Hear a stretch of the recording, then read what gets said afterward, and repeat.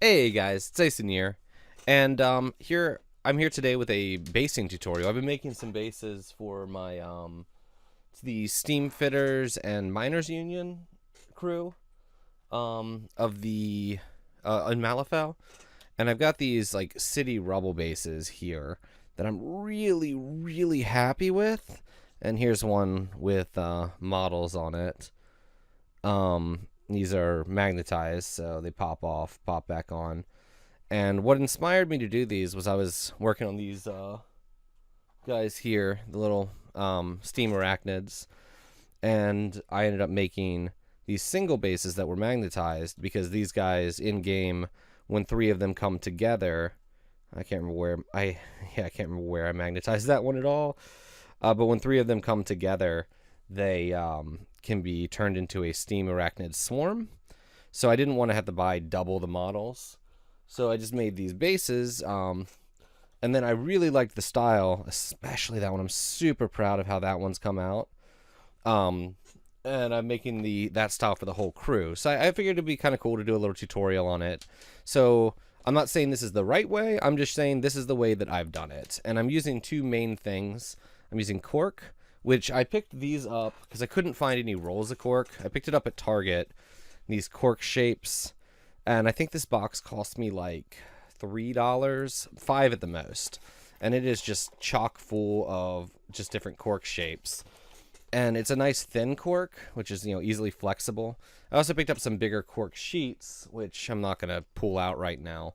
But the reason I picked those up is to do some terrain work with later.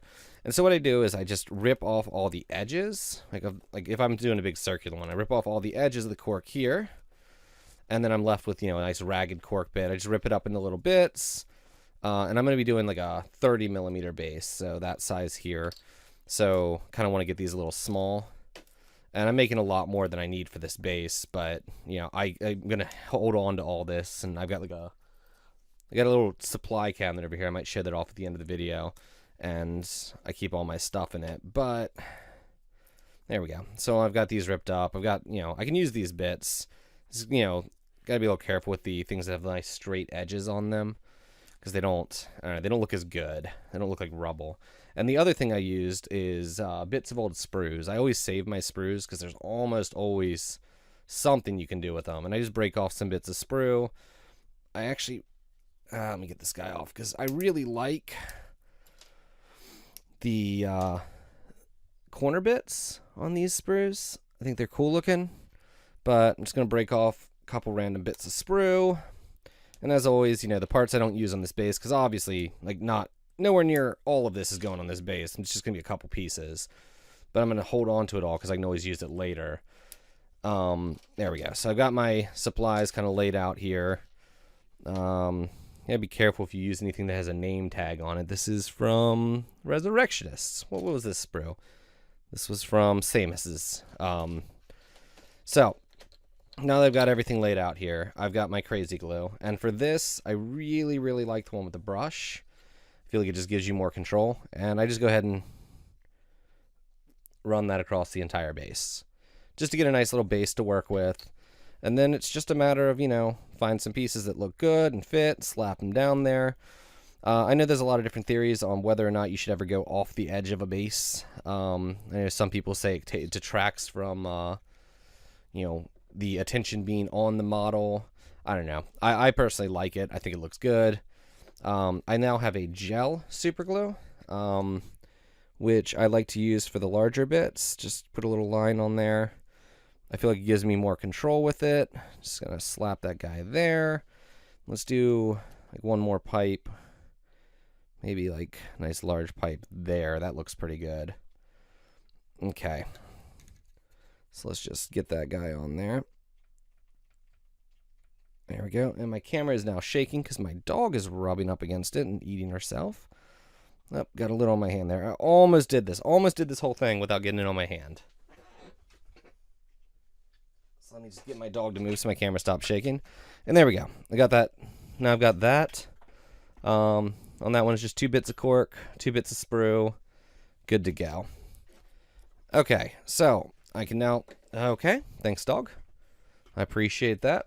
Sweep this all to the side, because we're done with that for now. And obviously, you know, if you're making like a full set of bases, you want to just do it all in steps. So there we go. Next step is I have this, and this is just a mix of, you know, PVA glue. You can use wood glue as well. I'm using PVA glue because I have it. And I've got a crappy brush. I picked up like an entire set of crappy brushes for $1. And it's mixed about, I don't know. This one's a little heavy on the glue, but it's water glue mix. So it's kind of like a soupy, you know, doesn't quite drip, but very close. And I'm going to go through and just hit the base with it. So you can see, you know, I want to get the entire, like all the flat area of the base that's left. I want to get that. It's just kind of hit it in there. I put it on pretty liberally.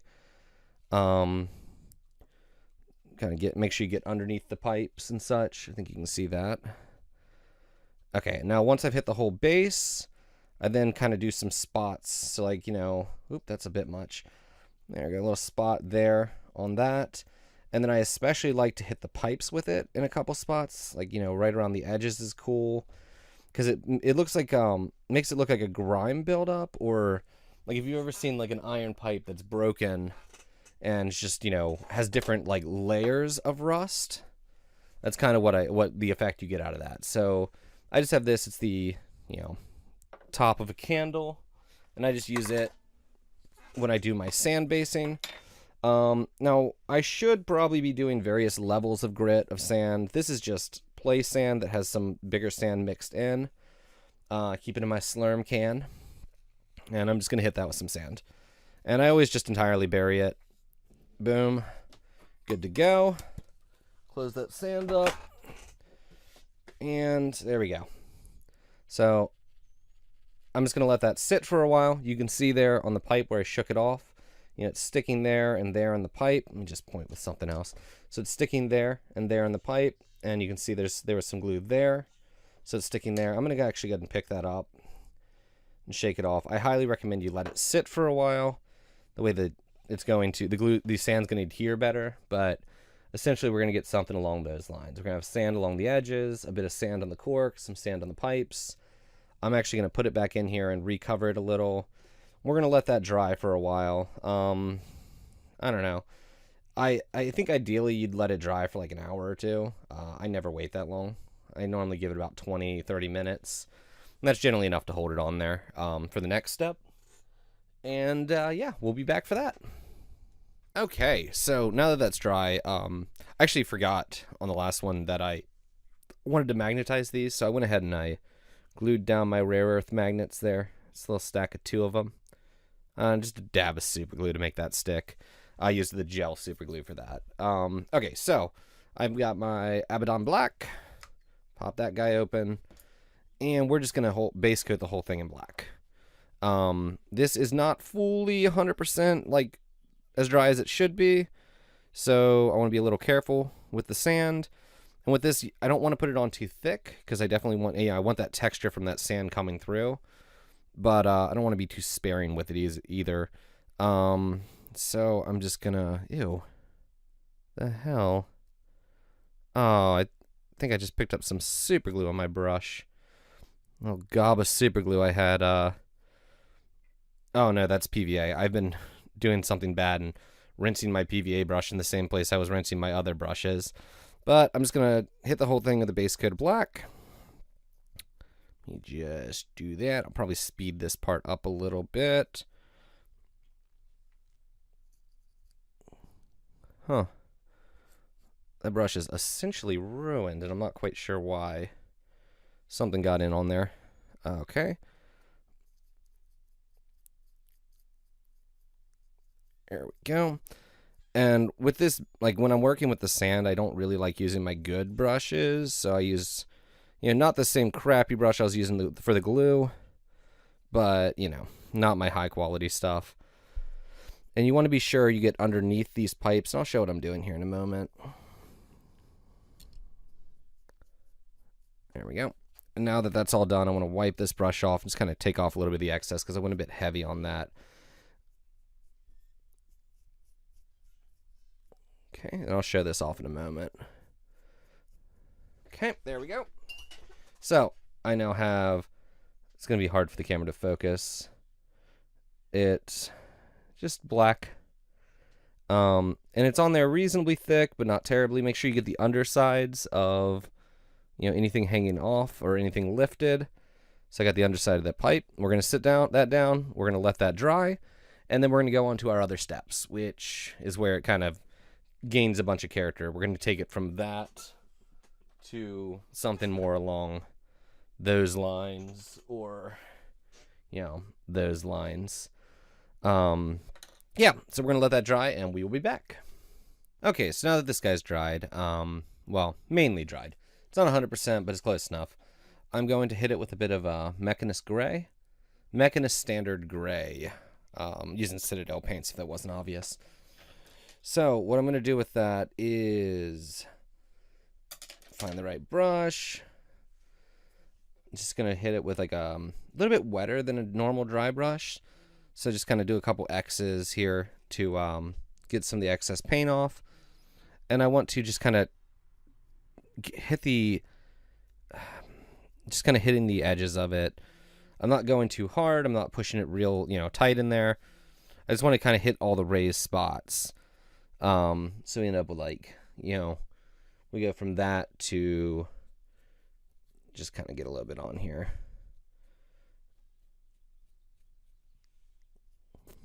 Okay, 1 second. Just gonna a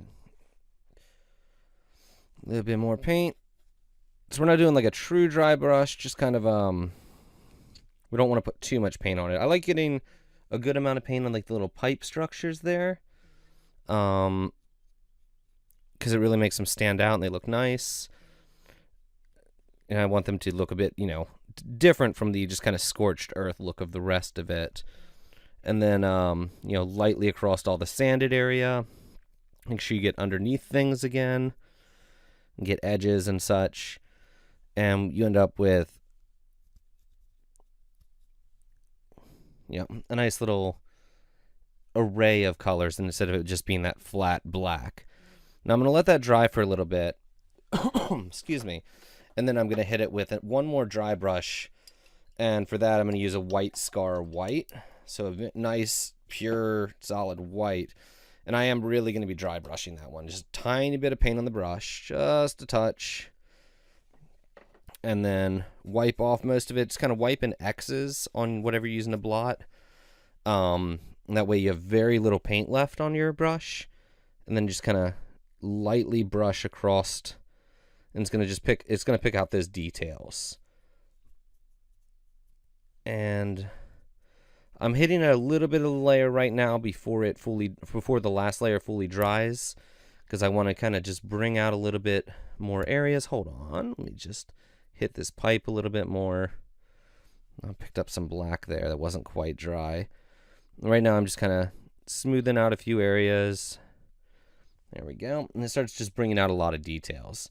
So what I'm going to do is I'm going to let that dry, and then I'm going to hit it with just one more really, really light dry brush, which once again, just a tiny dip, just a very little bit of paint on it, then wipe the vast majority of it off in like an X formation on your whatever you're using to wipe. I normally use paper towels, but I ran out, so I'm just using a bit of foam, and then very, very lightly hit the surface. And that way it just gets picked up on like the tips of the sand that we have glued down. So it starts making that like stark contrast, it gets that very stark highlights and such, but we don't want the whole thing to get, hit with that white. So just very, very lightly brush across the tops, and it starts picking out a lot of detail. And that's, you can see on this guy, I hope it focuses in, right in here, we get like that grit look on the pipe. So it looks like that corrosion, and like here we get that nasty, like corroded barrel look. And that just that dry brushing that white can just bring out so many details, and that's what I really love about it. So this guy's almost done. We're just going to let it dry. I'm going to hit it with a dry brush, and then I'll be back for the final bit of this. I mean, with this style, it's made almost entirely of trash. I mean, I've spent like, not counting paints, the materials, I bought just that cork. And as I said, that cork was somewhere between like $3 and $5, and more than I'll ever use. So I mean, they're very inexpensive, and honestly, you can make, like, especially if you're mass producing, lay out all your bases, just do it step by step. You can burn through them really quick. And I apologize for this nice bright blast of light from like the one sliver of my window that isn't covered with boxes that have been piling up back there. But yeah, like I especially like on this guy right here on the tip of this pipe. Look there. You can see that what looks like corrosion on the edge of the pipe, and I think it looks so good. And with these, because they are magnetized, I've got these guys pinned. They just have a small metal rod in their butts, and I can just smack it right down on there, and he clips right in place, and he's good to go. I mean, that's simple and easy, like ruined city bases. Magnetized or not, I can take him. 1 second. Another guy I'm going to be making a base for. I haven't quite made a base for him yet. I mean, even without the magnetizing, I can find a nice spot for him to stand in there, like right like that. I just realized he's way off camera. There we go. So I mean, and it just brings out the details. So with these, because I am magnetizing them to be used with these spiders, and these spiders are fairly dull looking themselves, I've been hitting these with like just a splash of color. So you can see, like on this, I have just a little bit of the yellow flocking, and I got a giant bag of that stuff right here. I think I picked this up from a hobby shop that was like in their railroad section. And with this, on some of them I put strands, on some of them I just kind of tore some off and just sprinkled a little bit while the paint was still a little wet. So just picked up tiny flecks of that gold. I think this whole bag, which is going to last me quite a while, I actually picked this up to use for my Ortega, my Ortega, I think it's Perdido Ortega group. But I've used them a little bit on these just because I felt like with these really dull looking, metal spiders, it needed just that splash of color on some of them. I don't think I'm going to put any color on that one because I actually really like the way that one came out, and I think, the gray kind of, the copper of the machine, I think, sets it off enough that I don't need that color. But there's that guy. Using these same basic concepts, I tweeted earlier about this. I did my Howard Langston here, which is a much larger base. He's on a 50mm base, but there's no way he fits on the 50mm. So I just built this out, and this is made with larger pieces of the cork. This is actually from a cork notice board I have that my cats have gotten to and gouged up. So I just ripped parts off it. So there's actually particle board on there as well. I just built up a couple pieces, then the large piece, and then same deal with these. I've got underneath here just pieces of sprue. This is like a middle piece of a large sprue, and I think it looks really good on there. And with these, I just used hot glue to hold it all together so it didn't fall apart. And I still have a little bit of work to do. There's a bit of white under there I'm not happy with. I don't know if you can see that, but I made sure I put some pipes underneath, and just kind of, I like to think of it as like a chunk of asphalt of a city street just kind of popping up and like the pipes ripping up out of the ground and everything. I'm really happy with the whole theme for the group, but I was going to pause and let this dry, but I actually think, because we talked so much, I should be able to just get some paint on my brush, wipe most of that paint off my brush. It should be dry enough now. And I'm just going to quickly hit this. I'm going a little heavier than I normally would. It's because I really like the stark contrast in this one. Normally with a standard dry brush, you're not going to go nearly this heavy. But I really like how it comes out on this. There we go. And there we go. Just going to do a little cleanup along the edges here. And we have it. Our city rubble look there, made essentially of trash. Total dollars spent on materials other than paint, somewhere between $3 and $5, and I could probably do, a good 100 bases with the amount of cork I got. So there we go. I hope that helps someone out. if you have any questions, or if you want to see, I'm considering doing more. If you want to see more of these kind of basing tutorials, or, the techniques I'm kind of like working on, playing around with, just let me know. I'd be more than happy to do some videos. Just let me know what you want to see. But thank you all for watching, and as always, have a great day.